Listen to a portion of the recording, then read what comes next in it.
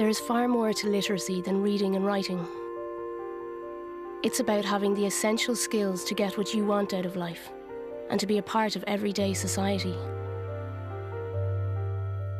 Stuck for Words tells the story of people facing challenges and seizing the life that they lost out on, people trying to change their lives.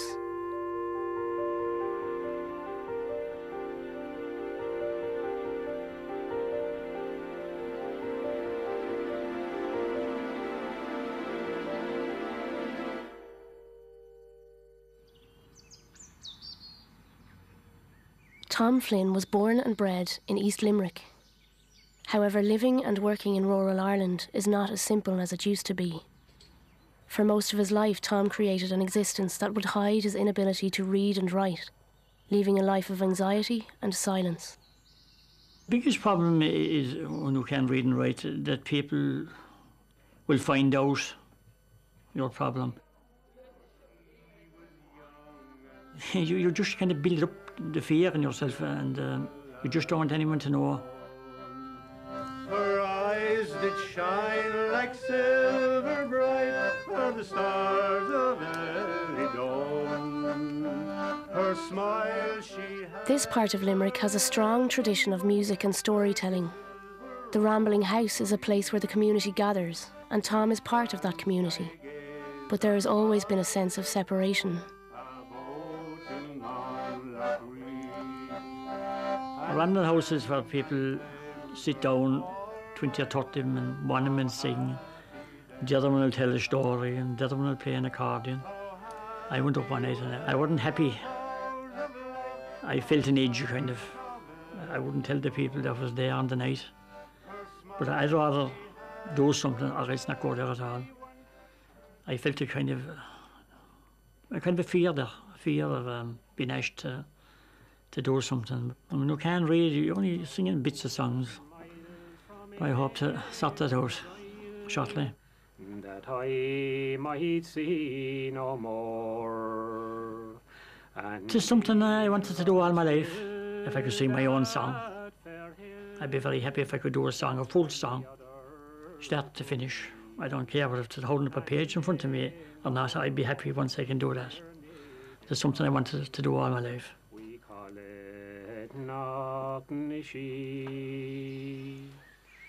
People don't realise, people educated don't realise the fear. You're only struggling who can do no education, you're only struggling with life. Another man who knows personally the stigma of not being able to read and write is Michael Power. People take reading and writing for granted. It's like walking down the street, you take it for granted, you get up and you walk down the street. But people that haven't experienced literacy difficulties, they don't understand that it's a shame. How to put it? You're ashamed or you're embarrassed. You grow up and you live in your own little environment or your own community, and people look at you and you're terrified that maybe if people find out you have reading and writing difficulties that, oh, he's a dunce. Next thing, you'll be segregated in society. You have that feeling. It's very hard with the way I was teaching at school. If they wouldn't repeat anything, they just said the thing once and it was no good to me. And the teachers were very, very rough. They had no patience. I bad memorised this place here. I was slow taking in stuff. I need things to be repeated 2 or 3 times. I was afraid to ask for him to say it again before he come down and catch me by the head, and pull me up or be off the ground or put my hands over my head. I just wouldn't say anything. They were just picked out and put in the seat. There was 5 or 6 in my seat. The same way as me, they weren't able to read and write. They were very nasty as well. They were slapping with a stick and didn't care whether they hurted you or not. The stick was their way of teaching. I hated school, I just hated it. I still hate this place.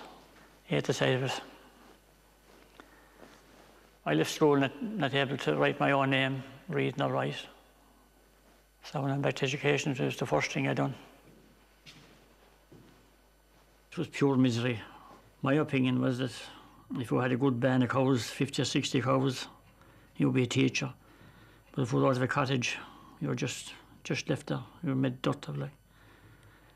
I thought it was very wrong. Like, I know things when I go into school, and I was afraid to say to the teacher, I know the answers.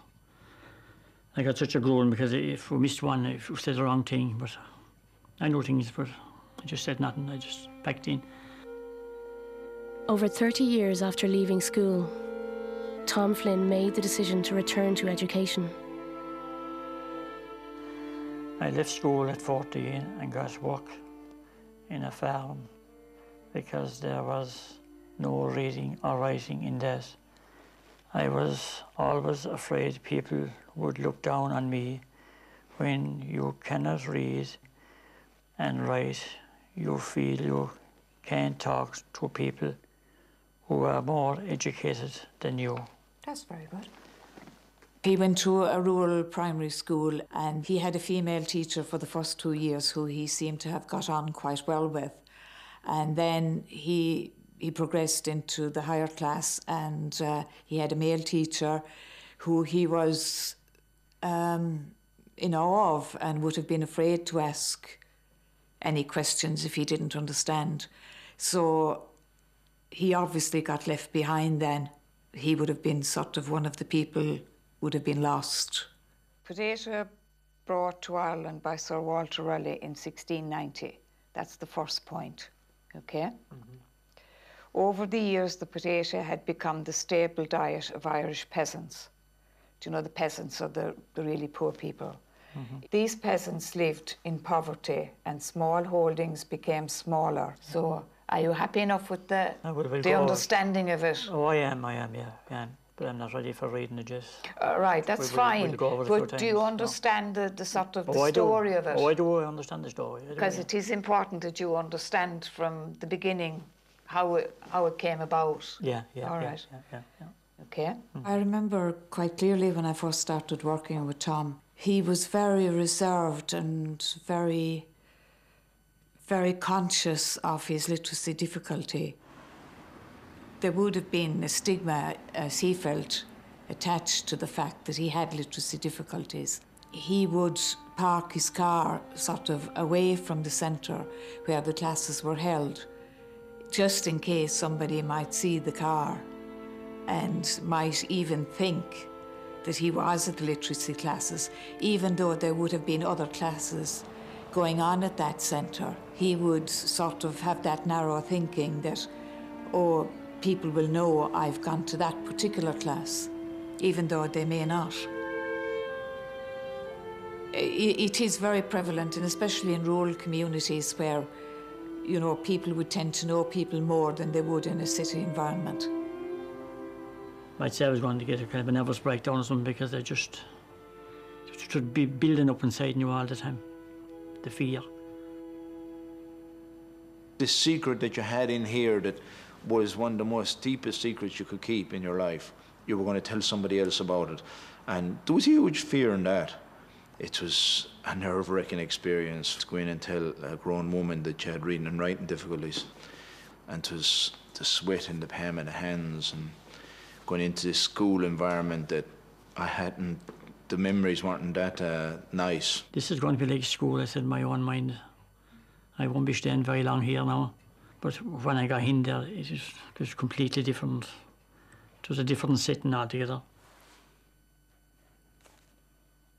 When I started first, I couldn't do anything. I couldn't do my name and address. That was the first thing I did when I went back.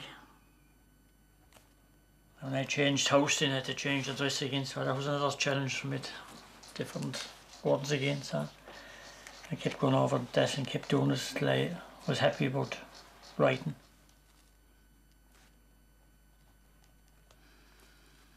Mary Galler, she's my tutor, she's outstanding, she's great patience.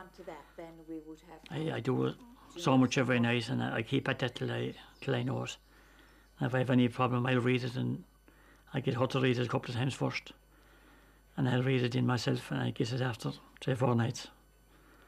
We go and we do another bit then.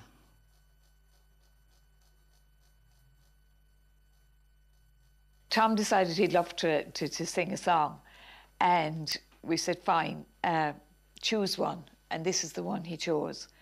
If you have a reading difficulty, then you're not going to be able to read all of the words. You know, you'd hear it maybe being played on the radio and stuff like that, and you get the tune of it and stuff, but you may not get all the words. If you have a difficulty reading the words, you have to learn to read it first, you know, before you're able to learn the words.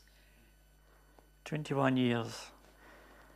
The judge said, stand up, lad, and dry up your tears. You're sentenced to Dartmoor for 21 years. So dry up your tears, babe, and kiss me goodbye.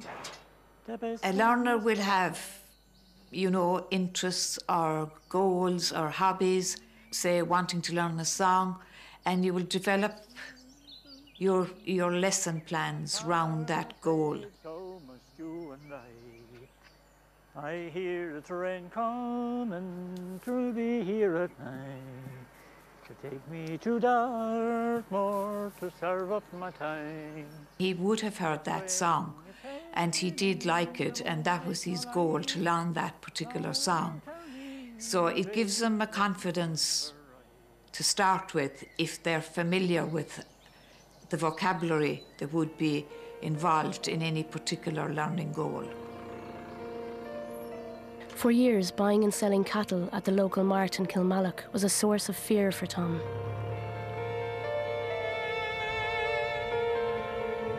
I'm going back to Kilmallock to the mart to see where the cattle are going, see where the prices are. They're down with the last few months, so just hoping it might be up a bit today. Just going back to see it.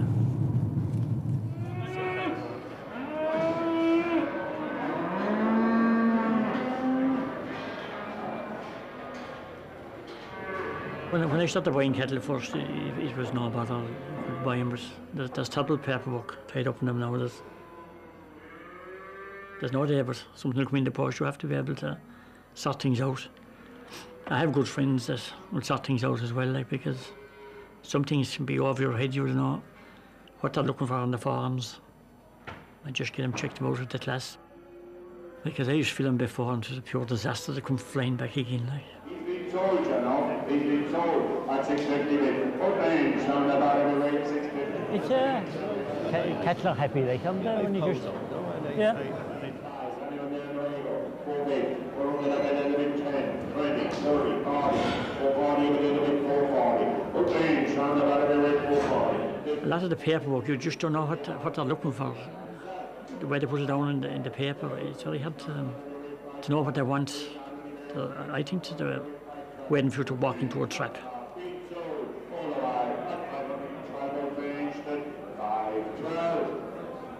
Lost, 565, 565 a year, 567, 570 Harvard, I remember him saying once that, you know, he wouldn't dream of asking where any place was, because he would feel that if he did, people would know he couldn't read. Say in a situation like in a hospital. Say I'd walk into a hospital and I wouldn't dream of looking for somewhere. I would ask somebody. But he would say he would walk round there for an hour rather than ask. Because if you said, well, why would you not ask? Oh, they would know then I couldn't read. But actually they wouldn't. But that would be the thinking of somebody with literacy difficulties. And they're always afraid of being put on the spot. Some people, they think when you can't read and write that you're a clown. Like. Some people would knock you down completely, that they don't care how bad it hurt you. But I have no hesitation in sorting that out now myself. I deal with it, but I usually go, but I won't anymore. But some people will just walk on top of you.